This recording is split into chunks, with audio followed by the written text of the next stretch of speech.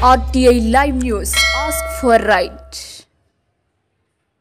సినీ నటుడు మోహన్ బాబు జర్నలిస్టులపై దాడి చేయడం సరికాదని ఆయన వెంటనే క్షమాపణ చెప్పాలని, దాడిలో గాయపడ్డ జర్నలిస్టులని మోహన్ బాబు ఆసుపత్రి ఖర్చులు భరించి ఆదుకోవాలని ఆదివాసీ హక్కుల పోరాట సమితి తుడుందెబ్బ రాష్ట్ర కన్వీనర్ గూడెం గణేష్ డిమాండ్ చేశారు. సినీ నటుడుగా తాను ఎదగడం మీడియాతోనే అయిందని, మీడియాతోనే ఎదిగి మీడియాపైన దాడి చేయడం అవమానకరమని అన్నారు. కుటుంబ విషయాలు గొడవలుగా మార్చుకుని రోడ్డు పాలు చేసుకోవడం తన విజ్ఞతకే వదిలేస్తున్నామని, ఆందోళనగా మారిన గొడవ గురించి ప్రశ్నించిన మీడియాను మైకు లాగి మరీ రిపోర్టర్లపై దాడి చేయడం దాష్టిక చర్య అని దీని తుడుందెబ్బ తీవ్రంగా ఖండిస్తోంది.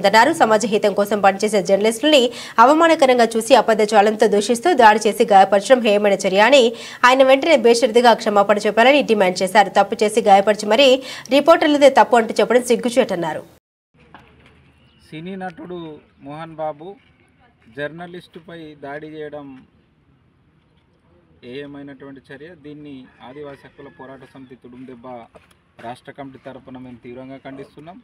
ఎవరైతే జర్నలిస్టు రంజిత్ ఉన్నారో ఆయనను మోహన్ బాబే ఆదుకోవాలి, ఆయన చికిత్సను కూడా ఆయననే భరించాలి. అదేవిధంగా ఎవరైతే జర్నలిస్టు రంజిత్ పైన భౌతికంగా దాడి చేసి ఆయనను గాయపరిచినటువంటి సినీ నటుడు మోహన్ బాబు ఉన్నారో ఆయననే తక్షణమే కేంద్ర రాష్ట్ర ప్రభుత్వాలు స్పందించి ఆయన పైన చట్టం ప్రకారంగా కేసులు నమోదు చేసి ఆయనను అరెస్ట్ చేసి రిమాండ్కు తరలించాలి. ఎందుకంటే ఇవాళ సమాజంలో జరుగుతున్నటువంటి అన్యాయాలను, ఆక్రమాలను బాహ్య ప్రపంచానికి తెలియజేస్తున్నటువంటి ప్రింట్, ఎలక్ట్రానిక్ మీడియా పైన ఇవాళ ఈ రకంగా ఒక ఉన్నతమైనటువంటి వ్యక్తి, సినీ నటుడు ఈ రకంగా దాడి చేయడం చాలా బాధాకరం. కాబట్టి దీన్ని యావత్ సమాజం ఖండించవలసిన అవసరం ఉన్నది. తక్షణమే సినీ నటు మోహన్ బాబు గారు బేషరతుగా జర్నలిస్టులకు క్షమాపణ చెప్పాలి.